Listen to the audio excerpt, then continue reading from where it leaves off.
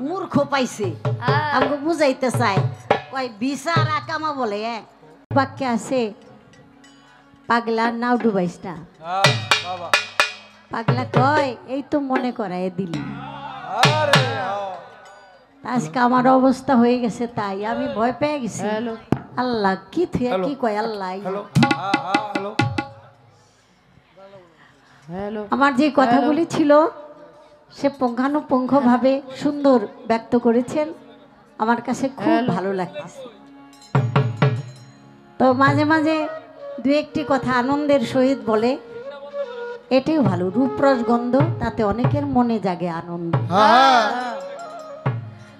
আমার যে প্রশ্নগুলি ছিল আপনারা শুনেছেন দলিল ভিত্তিক দলিলের কিন্তু ছাড়া নাই দলিল দিয়ে যে কথাগুলি সে দলিলের মিল অবশ্যই থাকা লাগে তো শুধু শুধু আমাকে আপনি কেন একটু আর নজরে তাকালেন যে আপনার কাছে কি শুধু ন্যাংটা প্রশ্নই আছে কারণ এটা তো পবিত্র কোরআনের মধ্যে আছে বর্ণনা তো এটা দলিলে আছে হাদিসে আছে আমি সেখান থেকে যদি আলাদা বেরোয় যেতাম তাহলে আপনি আমাকে একটা অন্য আর নজরে দেখতে পারতেন কিন্তু আমি বুঝলাম না এটা তো আল্লাহই কইছি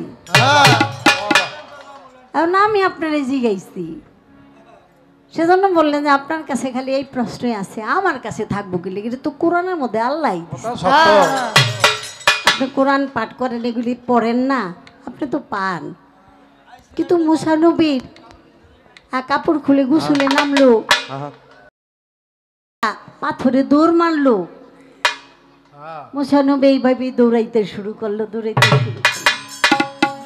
এটার মধ্যে রহস্যটা কি আপনি কিন্তু রহস্যটাই বলেন নাই আমারে আপনি দোষ দিছেন আপনি যদি এটার মূল কারণটা কারণ কোনো ঘটনা কিন্তু কারণ ছাড়া হয় না এটা কারণ অবশ্যই আছে পিছনে কারণটা কি আল্লাহ তার একটা নবী মুসা নবী যার লগে আল্লাহ সরাসরি কথা কইছে 40 রাত্রে সবচেয়ে বড় কিতাব দান করছে যেটার নাম তাওরাত কিতাব আর সেই মুসা নবীর বেলায় এটা হইলো এটা আপনি রহস্যটা বলবেন না তাহলে তো বিষয়টা আর জটিলতা থাকে না তো যাই হোক একটু রাগ গুসা বেশি হয়ে গেছে গা সেজন্য আবার একটু ভয় পাইতেছে যে বেশি কি কব না কব বকশিসটা আবার কম পইরা যায়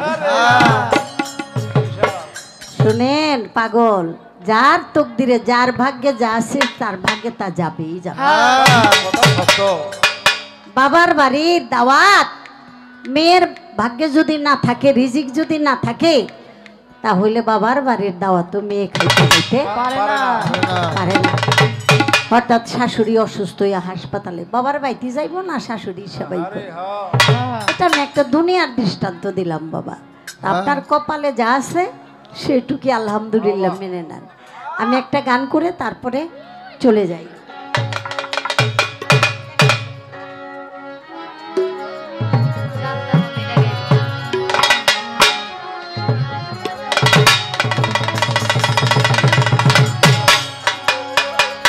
দেখলে ছবি পাগল হবি দেখলে ছবি পাগল হবি ঘরে থাকতে পারবি না দেখলে ছবি পাগল হবি ঘরে থাকতে পারবি না দেখলে ছবি পাগল হবি ঘরে থাকতে পারবি না দেখলে ছবি পাগল হবি ঘরে থাকতে পারবি না দেখলে ছবি পাগল হবি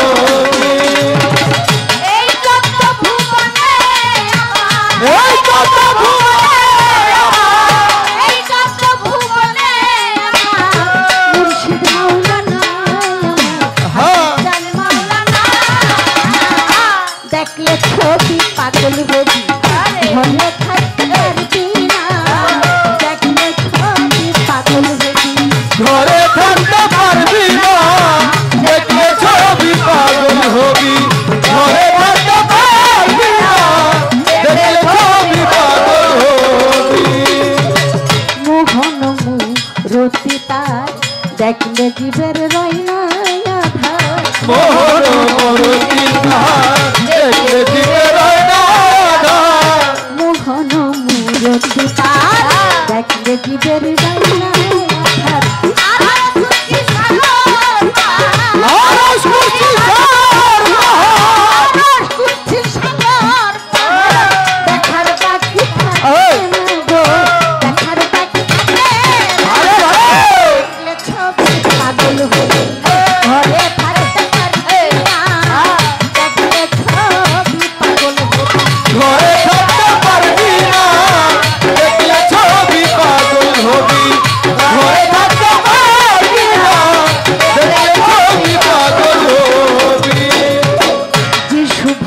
খ্রিস্টানরা ভাবে জিন্দে জুইলেরা যিশু ভাবে খ্রিস্টানেরা ভাবে জিন্দে জুইলেরা যিশু ভাবে ভাবে জিন্দে জুইলেরা হিন্দু ভাবে মদন হিন্দু ভাবে মদন মোহন হিন্দু ভাবে মদন মোহন শিলংদের গেলে শোনা গো শিলংদের গেলে দেখলে ছবি পাগল হবি ঘরে থাকতে পারবি না ছবি পাগল হবি ঘরে থাকতে পারবি না দেখলে ছবি পাগল হবি ঘরে থাকতে পারবি না দেখলে ছবি পাগল হবি ভক্তি ভরে রাখিলে প্রাণ পানি হইয়া যায় গো পাষাণ ভক্তি ভরে রাখিলে পানি হয়ে যাবে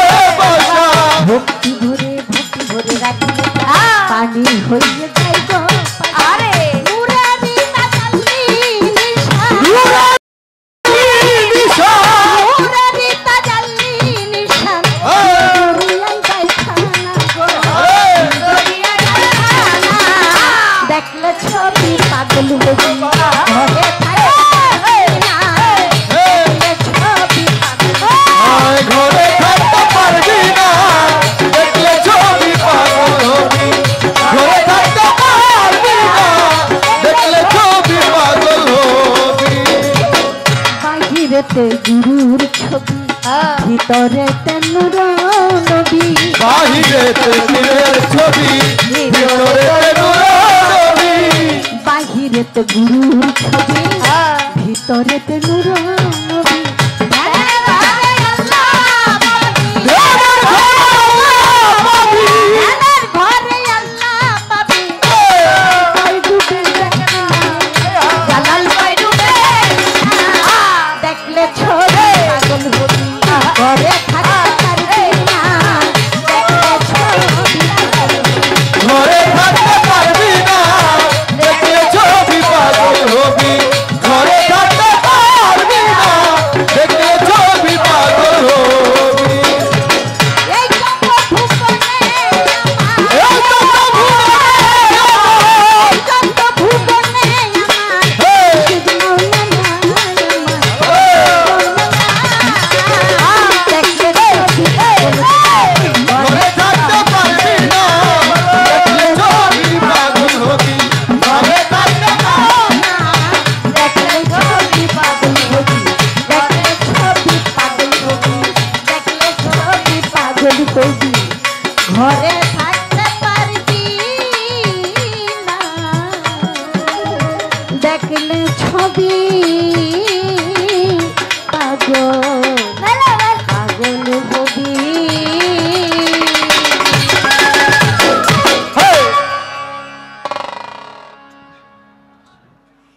জিরাও তা আমি ময়মনসিংহের সিংহের গায়ে আল্লাহওয়ালা আল্লাহর সাধক জালালউদ্দিন খাঁ রহমতুল্লাহ যেই বাণী রেখে গেছেন আমাদের জন্য, এই বাণীগুলি যদি আমরা নিরিখ করে এহ দেহ রাজ্যের মধ্যে যদি প্রবেশ করি তাহলে আমরা সব বিস্তারিত দেখতে পারি। এজন্য সাধক বলেছে এটার নাম দেহ, দেহটাই দেহ।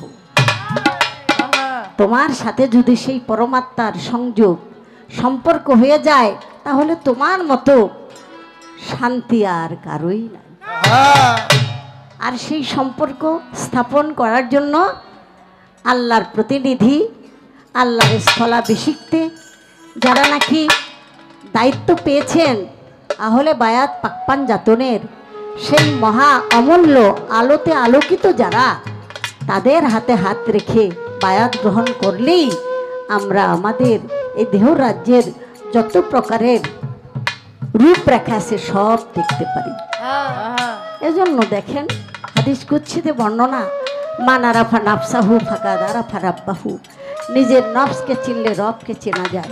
আমি যদি আমাকে চিনতে পারি তাহলে আমি আমার প্রভু মালিককে আমি উপস্থাপনা করতে পারি। আহা আমার নাম তো মানুষ, আরে আমার নাম তো ইনসান। তাই আমি মানুষ তখনই হতে পারবো যখন আমি আমার 21,600 বার দম আসে আর যায় এই হুশের মান আমি রক্ষা করতে পারি। হুশের মান যদি আমি পরিপূর্ণভাবে রক্ষণাবেক্ষণ না করতে পারি তাহলে আমি মানুষ হতে পারবো না। আহা একটি দম আমার যেন বিফলে না যায়, প্রতি দমে আসা যাওয়ার মাধ্যমে আমি যেন স্মরণ যোগাযোগ রাখতে পারি। স্মরণ যোগাযোগ যদি আমি রাখতে পারি তাহলে আমি নিরাপদে থাকতে পারি। হ্যাঁ যার মালিক উপস্থিত থাকে তার আর কোনো ভয় থাকে না। আরে আমার নাম তো ইনসান, তাই ইনসান মানে ইনসাফ করে চলতে হবে। আমি যদি আমার বিচার করে তাহলে আমাকে আর আসামির কাঠগড়ায় দাঁড় করানো হবে না। আরেকজনের বিচার না বাবা, হ্যাঁ আরেকজনের বিচার করার জন্য না, আমার নিজের বিচার নিজের করে চলতে হবে। আল্লাহ বলেছে বান্দা তুমি তোমার সমালোচনা করো, আরেকজনের না। আরেকজনের আমল নামা কি হইলো না হইলো সেটার দায় দায়িত্ব তার, তুমি তার দায়িত্ব নিও না। আহা তোমার সমালোচনা তুমি করতে থাকো, তুমি কি করেছো জীবনে সেটা তুমি ভাবো। দেখেন আল্লাহর একজন ওলি, নাম তার হযরত আতা রহমতুল্লাহ আলাইহি, তার হাজার হাজার মুরিদান সবার সাথে আলোচনার ফাঁকে ফাঁকে সে এইভাবে চিৎকার দিয়া চোখের পানি ছেড়ে দেয়। ভক্তরা তো ব্যাকুল হয়ে যায়, তারাও কান্না করে বাবা কেন কান্দে, বাবা কেন কান্দে, কার দ্বারা কষ্ট পাইলো বাবায়, বাবা কান্দে কে? তখন বললো বাবা আমি যে কি লেগা কান্দি বাবা, আমি তো গুরু হইছি কিন্তু আমি তো এক জায়গায় ধরা আছি। আমি যে গুরু আমি কিন্তু একটা জায়গায় ধরা আছি। সেই দৃশ্যটা আমার চোখে যখন উপস্থিত হয় আমি তখন পাগল হয়ে যাই। মালিকের দরবারে যদি আমি আসামি হয়ে যাই তাহলে তোমাগুলোই আমার উপায়টা কি হবে? কি কথা, আমার বয়স যখন 13-14 বছর, সর্বোচ্চ 15 যখন, তখন আমি পাশের বাড়ির এক ছেলে খুব সুন্দর দুইটা কবুতর লালন পালন করতো, খুব ভালোবাসা ছিল। তো একদিন আমি ওই দুইটা কবুতর চুরি করে নিয়ে আসি। আমি চুরি করে আনার পরে ওই ছেলেটার মনে এত বড় কষ্ট পায়, সে হাউমাউ করে অনেক কান্নাকাটি করছে। পরবর্তীতে আমি কবুতরের দামটা দিয়ে দিছি, কিন্তু ওই মুহূর্তে যে তার কলিজার মধ্যে একটা আঘাত লাগছে আমি সেটা তো কোনোদিন ফিরিয়ে দিতে পারবো না। তাই আমার সেই বেদনাটা, সেই দৃশ্যটা মনে হয় যে দুইটা কবুতর চুরি করছি, এই জন্য যদি মালিকের কাছে আমি আসামি হয়ে যাই, মালিক যদি আমারে ক্ষমা না করে তাহলে আমার উপায় হবে কি? তোমরা তো সবাই আমার দিকে চায় রইছো, কিন্তু আমাকে যদি আল্লাহ ক্ষমা না করে তাহলে আমারই গতি হবে কেন? হিসাব নিকাশটা তো বাবা এইটাই। আর আমরা অহরহর পরের ধন এটা সেটা বাটপারি চিটারি করার মধ্যে, কার জমি নিজের মধ্যে নিয়ে আসুক, কার জমি খামো, কার হক খামো। একটা হাত কাটা ছেলে প্রতিবন্ধী, একজনে তার একটা কাট করে দিব প্রতিবন্ধীর, সেই জন্য তারে ঘুষ দিতে হইব 2500 টাকা। এর জন্য তোমার ঘুষ খাইতে হইব। তাহলে তুমি আল্লাহর কাছে কি কইবা যে আমি মানুষ, আল্লাহ আমি দুনিয়ায় মানুষ ছিলাম। একটা মানুষের সেবা করতে যাই আর সেখানেও তোমার বেনিফিট খাইতে হইব, হ্যাঁ তোমার মুনাফা খাইতে হইব, তোমার ঘুষ খাইতে হইব, তাহলে তুমি মানুষ কোথায়? বাবা নিজের দিকে তাকাইলে বোঝা যায় বিগত জীবনে ভুল ত্রুটি কত পদস্খলন ঘটেছে, সেটা নিয়ে যদি আমি পুনরাবৃত্তি বারবার যদি ভাবি, মালিকের কাছে যদি ক্ষমা চাই, মালিক ক্ষমা করলেই তো মুক্ত। এই জন্য আমি কথাটা বলেছি যে নিজকে নিজে চিনতে হবে। আমি আমাকে চিনলে আমার মালিককে আমি উপস্থাপনা করতে পারি। আর আমি যদি আমারে না চিনি তাহলে আমি আমার মালিকের সামনে আমি কি উপস্থাপনা করব, কি পরিচয় দেব? এখন আমার যে পাগল মনির আমার কাছে কয়েকটি কথা রেখেছেন, আমি সংক্ষেপে কথা দৃষ্টান্ত না টেনে আমি বলার চেষ্টা করি।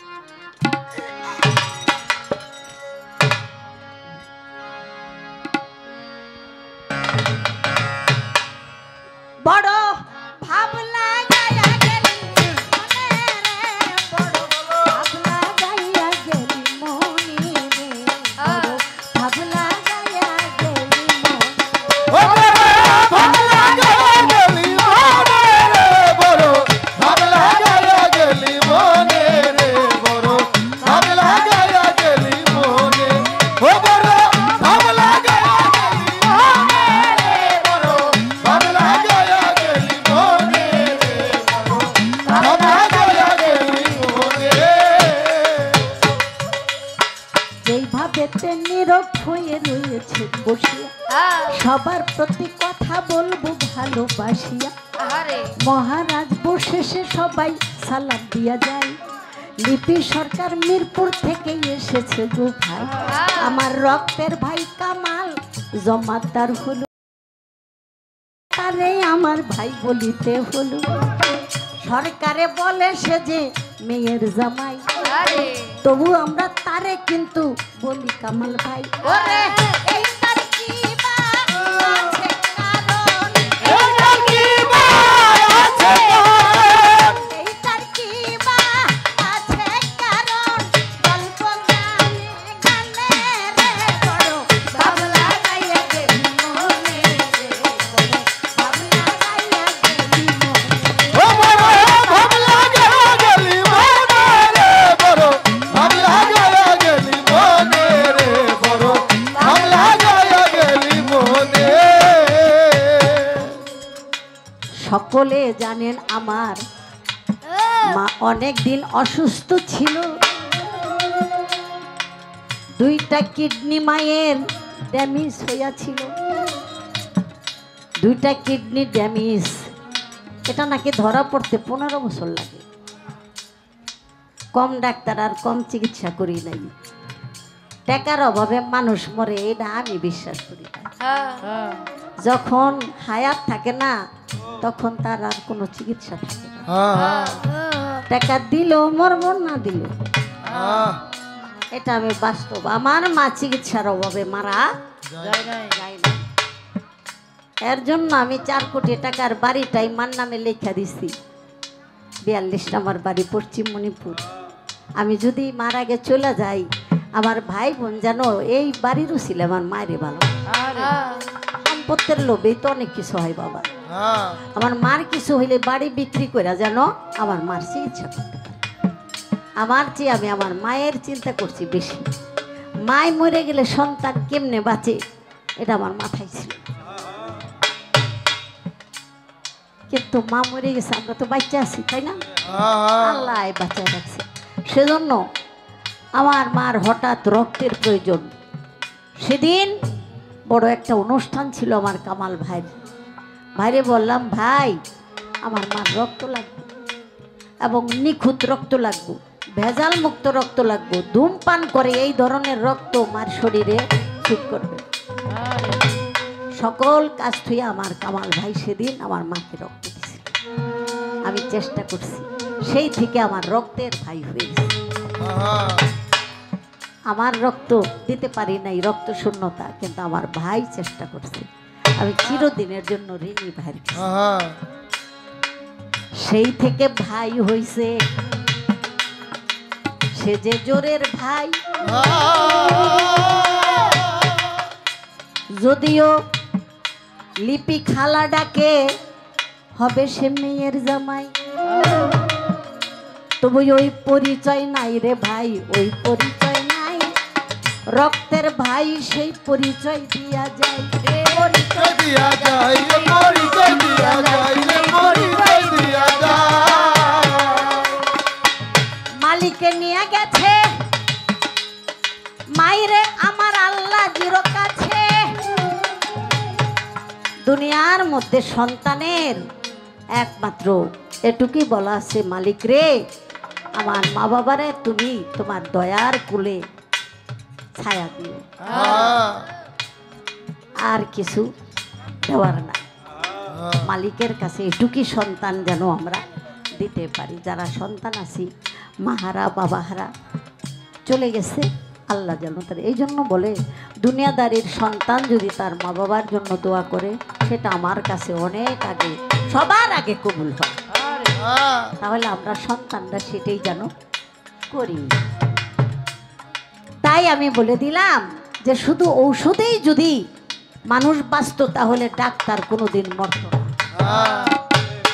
কে বাংলাদেশের শ্রেষ্ঠ ধনী কে ছিল? জহিরুল ইসলাম ছিল না? আহা, মারা যাওয়ার কয়েক বছর আগে সে মুখ দিয়া কিছু খাইতে পারে না, হ্যাঁ, পাইপ দিয়া তারে খাওয়ানো হয়েছে। সে কি কম ধনী ছিল বাবা? কম ধনী ছিল? এই জন্য হিসাব নিকাশ এখানে, যখন যার ডাক পড়বে এক মুহূর্তের জন্য সে আর বিলম্ব করতে পারবে না। এটাই কথা, কুল্লি নাফসিন যায়কাতুল মউত, প্রত্যেকটা প্রাণীর মৃত্যুর স্বাদ গ্রহণ করতে হবে। এটা স্বাদের পরম বন্ধু আমাকে ডাকবে, আমি তার কোলে ঘুমায়া পড়বে, আর চেয়ে শান্তি আর স্বাদের আর কিছুই থাকে। ও বড় ভাই যারা বুঝে তারা, বুঝে তারা, জানি যারা বুঝে তারা, বাবলা গাইয়া গেলি মনে রে, বাবলা গাইয়া গেলি ও বড় বাংলা গায়া গেলি মনে রে, বড় বাংলা গায়া গেলি মনে রে, বড় বাংলা গায়া গেলি মনে, বড় বাংলা গায়া গেলি মনে রে, বড় বাংলা গায়া গেলি মনে রে, বড় বাংলা গায়া গেলি মনে। ওরে প্রাণের ভাই, আমার অন্তরের বাবাজি, আজকে পাগল মনিরের সাথে পাল্লা করতেছি। সরকার কেন বসলো আইসা? এত লজ্জার কথা। আপনার বড় ভাই, আহা, আপনার যদি বড় ভাই হয় তাহলে তো আমার আরো বড়। আইসা পাশে বইসা একটা বেড়া দিছে, আমি যেন কিছু না করি। এটা একটা কৌশল করতেছে, ক্যাপাসিটি করতেছে। এই কথাটা পয়েন্ট আসবে, সেই কথাটা তো বলাই লাগবে। আমাদের পাগল মনির বলেছে, ওই যে জিন্দা মাইয়া কবর দেওয়া হইতো, ব্যাস দেওয়া হইতো, সে আইন আল্লাহ তাআলা নিষেধ করে দিয়েছে। তোমাদের কন্যা সন্তানকে আর কেউ জিন্দা মাটি দিও না, আল্লাহ নিষেধ করছে, ব্যাস শেষ, নিষেধ করছে। এর মধ্যে সৌদি আরবের কি আইন, এটা আমার কনের দরকার, এটা কইয়া কি নারী গো খুব ইজ্জত বাড়াই দিছে। এক বুড়া বেড়াই বলে 10-15টা বিয়া করে, দেখা হইল বিচার কইরেন আপনারা। এখানে কি নারীর কোনো ইজ্জত দিছে না দাম বাড়াইল? বুড়া বেড়া শান্তি ভাই, শান্তি ভাই, ও কয় কি, ও 14 বছর আসিল সৌদি আরব, কয় দাম বাড়াইছে।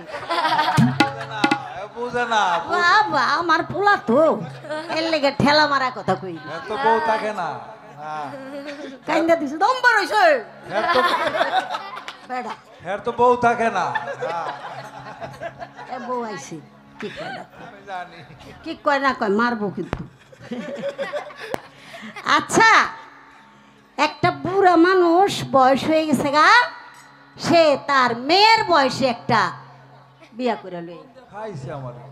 আমরা 2008-এ গেছিলাম, হ্যাঁ, তখন তো আমাদের সাথে আমার শ্বশুর আব্বা ছিল, সাদি বাবা ছিল, মনোয়ার চান ছিল, আমাদের হাসিব বাবা ছিল, আমরা প্রায় 8-10 জন গেছিলাম, 11 জন, হ্যাঁ 11 জন গেছিলাম। তো সেখানে কিছু কিছু তো বিষয়টা দেখে আসছি, মুরব্বী হয়ে গেছে, ভালোভাবে কথাই বলতে পারে না, সে দেখি পিচ্ছি পিচ্ছি বিয়া করে বলে। ওই যে টাকা আছে, আমি আপনার কাছে জানতে চাই, কোরআনি যে আইনটা, সে আইনটা কি এইটা? ছেলে বড় হয়েছে, শিয়ানা হয়েছে, ছেলে বড় হয়েছে, শিয়ানা হয়েছে, ওই ছেলের বয়স হয়েছে, তার বয়সের একটা ক্ষুধা আছে। কিন্তু বয়স্ক বাবা এই অবস্থা দেখার পরও সেই শিয়ানা ছেলেকে বাবার টাকা খরচ করে বিয়া করায় না, অথচ সেই টাকা হইলে নিজেই বিয়া করে বই। মাইয়া হয়েছে 8-10টা, একটারে বিয়া দেয়, 15 টাকা লয়। এই টাকা কি করব? হ্যাঁ, এই টাকা আরেক মাইয়ার বাপেরে দিয়া, ওইটা দিয়া হ্যাঁ কাম সেরালাই। কিন্তু তার শিয়ানা পোলা কিন্তু গালে হাত দিয়ে আফসোস করে আর দেখি। আমি আপনার কাছে জানতে চাই, এটা কি আল্লাহ রাসূলের আইন, এটা কি কোরআনী আইন নাকি অন্য? কঠিন কথা। আর আমরা পাগল হয়ে যাই, ছেলে যদি শিয়ানা হয় আমরা যেইভাবে পারি একটা বিয়া করাই আর কি। কারণ তার ভিতরের তো একটা ক্ষুধা আছে, এটা তো মা বাবাকেই দেখতে হবে। আপনার কাছে আমার ওই কথাটার জন্য এই কথাটা রইল। আচ্ছা, এখানেই শেষ না। আমার দয়াল নবী বিয়ে করেছেন 13 থেকে 14টি। আপনি বলেন তো, আমার দয়াল নবী এই বিবাহগুলি যে করছে সে কয় টাকা পণ দিছে? বাবারে বাবা, কঠিন। কি ঠিক। আমার দয়াল নবী তো একাধিক বিবাহ করেছে, এই বিয়ের ভিতরে আমার দয়াল নবী কয় টাকা পণ দিছে আজকে গুন্না গুন্না করি। হাই বাবারে, গোরার খবর। এটাও পবিত্র কোরআনের মধ্যে মীমাংসা দেওয়া আছে। কঠিন।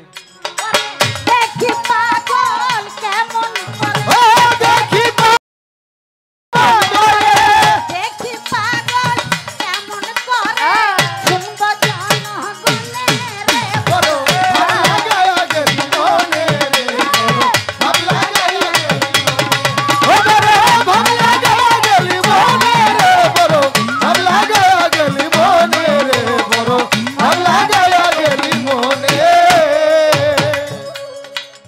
এইবার আমার কাছে এসে যে জিজ্ঞাসা করে, ভুলি নাই কথাই আমার মনে পড়ে। এখনোই আমরা জিন্দা সন্তান মাটি দিতেছি, এই কথাটা কোরআনেতে আমি দেখেছি। আল্লাহ বলে, ওরে মানুষ, তোমাদের সন্তান জীবন্ত অবস্থায় কখনো পানিতে চুবাইয়া মারতেছো, কখনো মাটিতে পিষাইয়া মারতেছো। পবিত্র কোরআন এটা এক সময় আইন চলে, আরেক সময় চলে না, তা কিন্তু না, এটা একেবারে চলমান। একটু নিজের দিকে তাকাইলেই বোঝা যায় যে আমরা সব সন্তানই কিন্তু আমাদের জন্য যাই না। কিছু সন্তান নিজেরা জানতেছি যে এই সন্তানগুলি আমি ধ্বংস করতেছি, তারপরে কিন্তু আমরা ওই জায়গায় যাই। কখনো সন্তানগুলি পানির মধ্যে চুবাইয়া মারতাছি, কখনো আবার মাটির মধ্যে। আল্লাহ নিষেধ করে দিচ্ছে, আমি শুধু ইঙ্গিতটা দিলাম। এটার নাম বলে হত্যাকারী। আল্লাহ বলেছে কোন হত্যাকারীকে আমি ক্ষমা করি না। যে নাকি তার রতিমতি জ্যোতি, তার পিতৃধন, তার জীবন বাড়ি, তার আত্মা, সেই আত্মাকে নিম্নদ্বারে রঙ্গলীলা করার জন্য, পশুত্ব নিবারণ করার জন্য সে সেটাকে হত্যা করতেছে।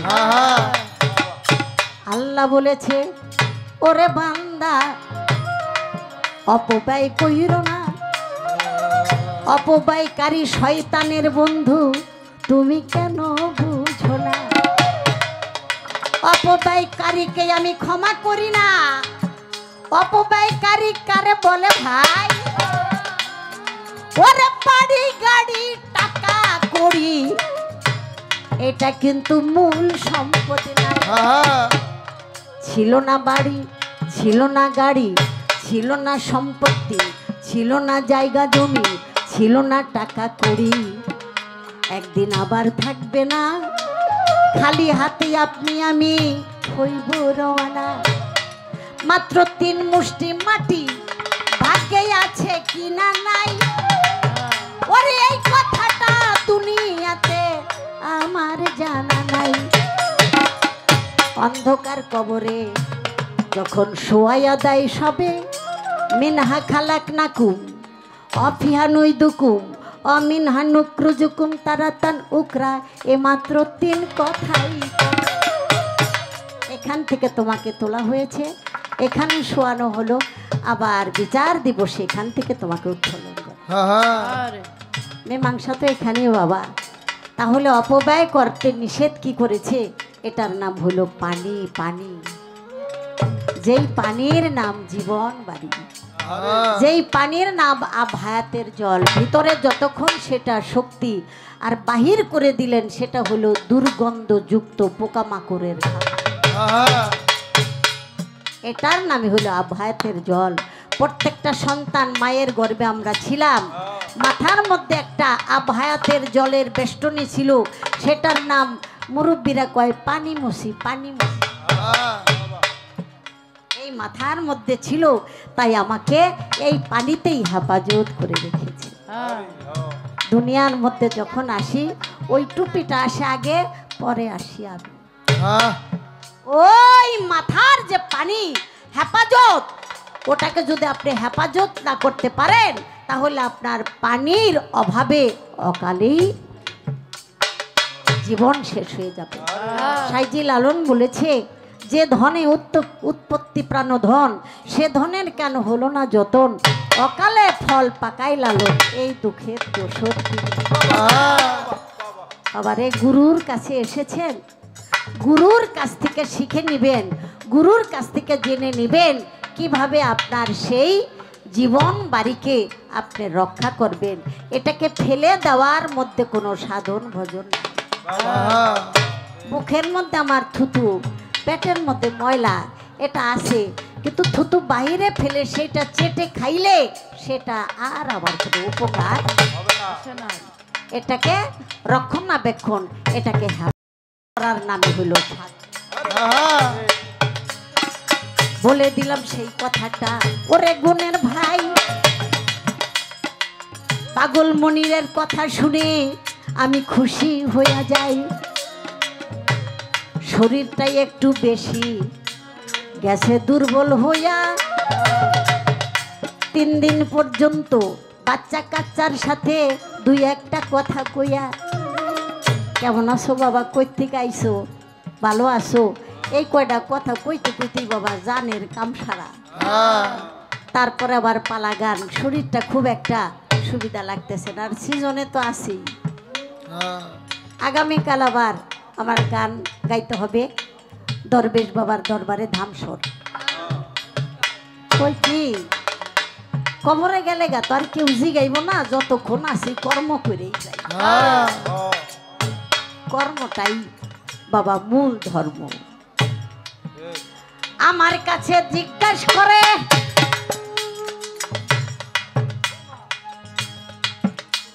খুরমা খেজুর চুরি কইরা খাইলো, চুরি কইরা খাইয়া সে যে কি ফল পাই। তবে একটা কথা বলি, চুরি নয়,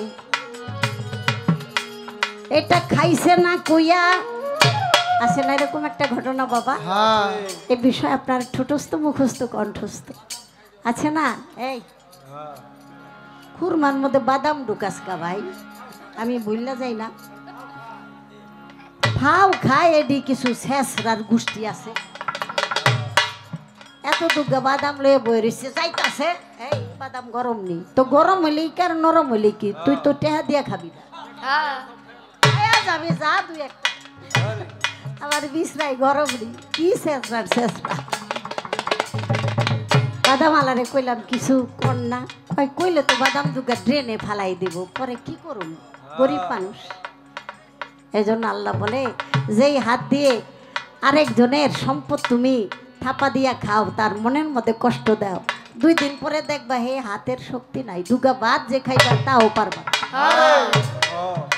আল্লাহর বিচার জবর করারে বাবা, জবর। আল্লাহ যখন কাহার হয়ে যায় তখন আর মুক্তি নাই।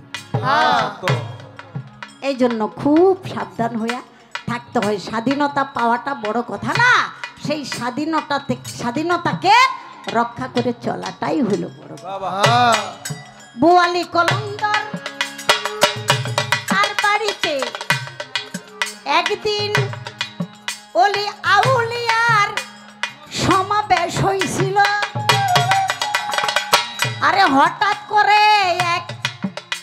অলির মাথায় একটা ফুটবল লাগলো। ফুটবল যখন লেগে গেল একটু বাঁধলো হট্টগোল। সবাই বলে এইটা না জানি কার বল। হঠাৎ করে ছোট্ট একটা ছেলে হাত দিল বাড়াইয়া, আমার বল জলদি কইরা আমারে দেন দিয়া। সবাই মিলে জিজ্ঞাসা করে এই ছেলেটি কার? ওরা বুয়ালি কলমদার বলে এই ছেলেটাই আমার। সর্বনাশ! অলি আউলিয়ার প্রেমের সমাবেশে আপনার ছেলের বল আইসা একটা গন্ডগোল বাঁধাই দিল। একটা এত ভালো একটা আলোচনার মধ্যে গন্ডগোল বাঁধাই দিল। এই ছেলেটা কেমনে জন্ম দিল? তখন বুয়ালি কলমদার কি কইছিল মনে আছে তো? বলছিল এই ছেলেটারে যে কেমনে জন্ম দিছি, এই ছেলেটাকে জন্ম দেওয়ার আগে আমি কই গেছিলাম, আমি একটু ধ্যান দূরে একটু পিছনে যাই। আপনার ছেলেটা এত দুষ্ট কেন, এত উচ্ছৃঙ্খল কেন, এত সন্ত্রাস কেন, এত অবাধ্য কেন, এত বেদব কেন, প্রেম নাই কেন? আপনি যদি একবার হিসাব করেন ওই সময়টায় আপনার চরিত্রটা কেমন ছিল, তাহলে আপনি ক্লিয়ার হয়ে যাবেন। আর কারোর সাথে পরামর্শ দরকার হবে না, কারণ যে সন্তানটা আপনি জন্ম দিয়েছেন এটা আপনারই আরেকটা রূপ, তারই চরিত্র। আপনার খণ্ড, আপনার অংশ করছেন ধ্বংস, তার নাম থুইছেন বংশ। হ্যাঁ, এই জন্য দুনিয়াদারির অংশীদার হয় আপনার সেই ছেলে। পিছনে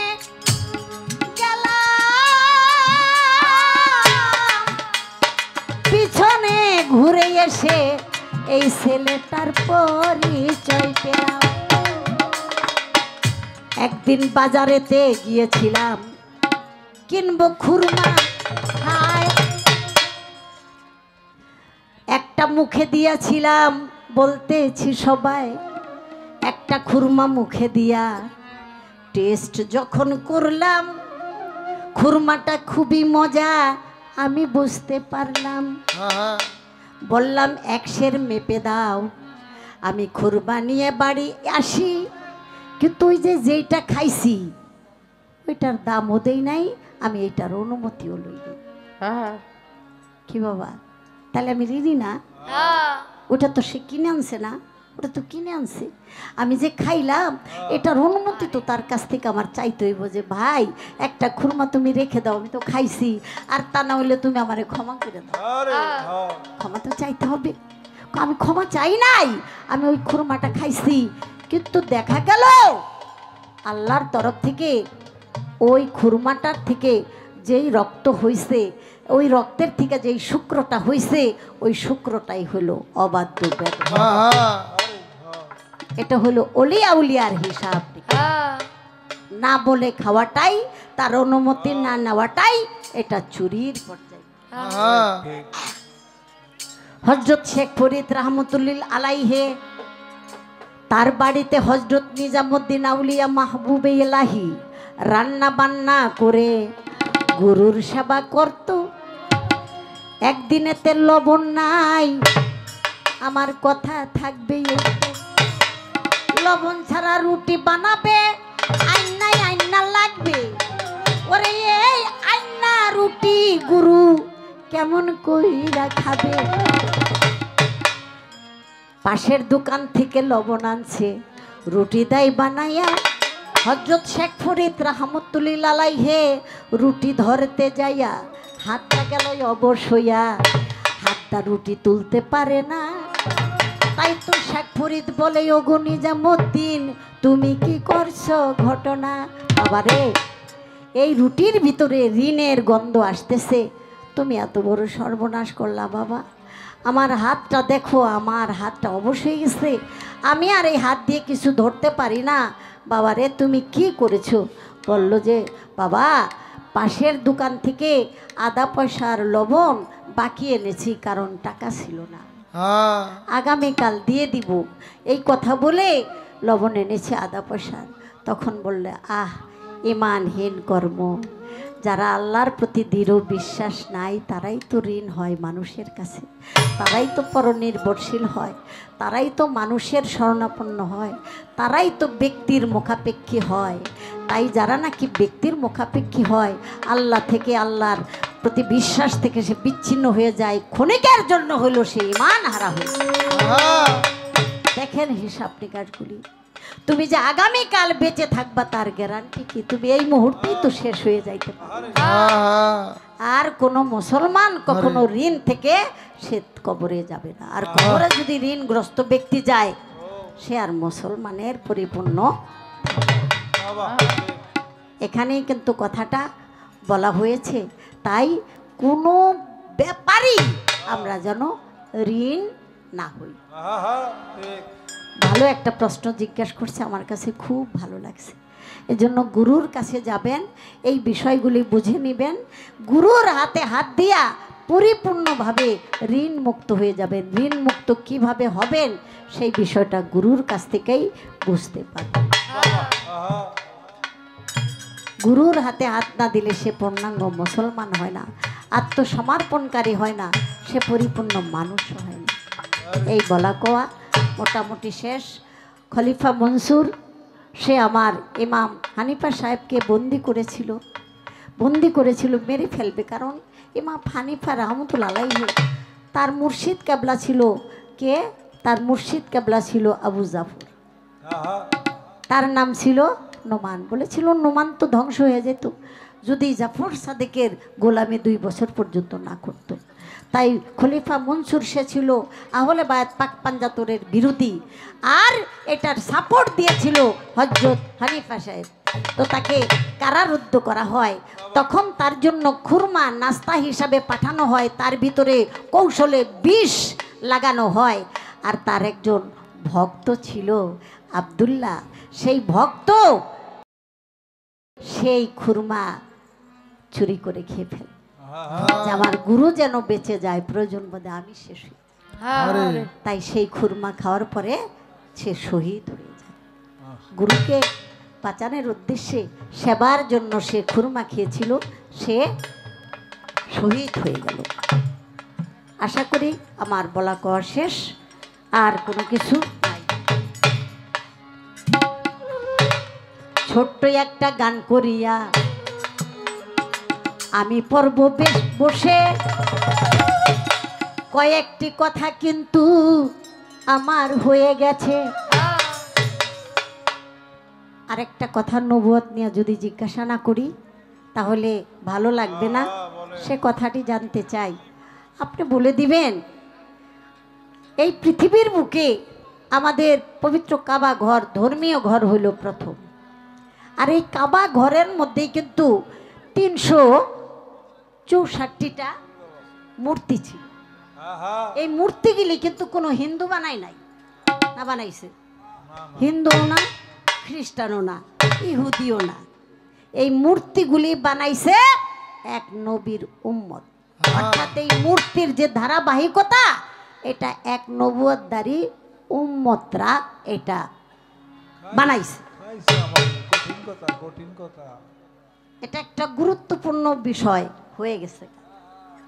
আমি আপনার কাছে জানতে চাইলাম, আমারে কয় ফেলেনে উঠছেন না, কথা কইও না, গান গাইতে যাই মাসে মাসে দেশের বাইরে, আমি আইটা একটা যাই।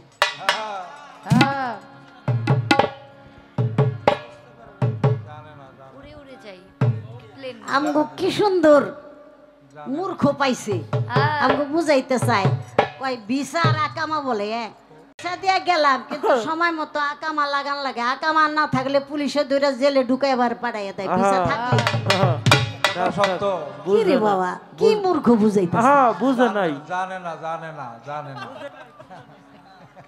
ওই যে যাই বড় পাগলে। আশা করি এই কথাটার মীমাংসা শুনবো। আর শুনেন, আল্লাহ তাআলা এক নবীর নবুয়ত জনগণকে দেখাইছিল একটা পাথরের ভিতর। খাইছে আমার আল্লাহ কইছে ওই পাথরের ভিতরে চাও, দেখো কেমনে বাইরে আইতাছে নবুয়ত।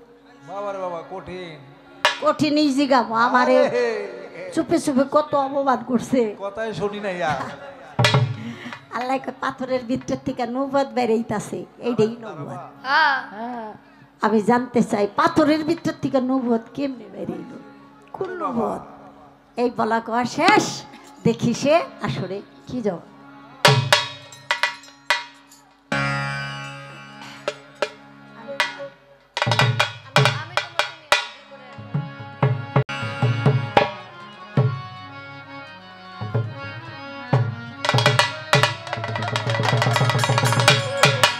আমি তোমার তুমি আমার, আমি তোমার তুমি আমার, তুই করে আর রেখো না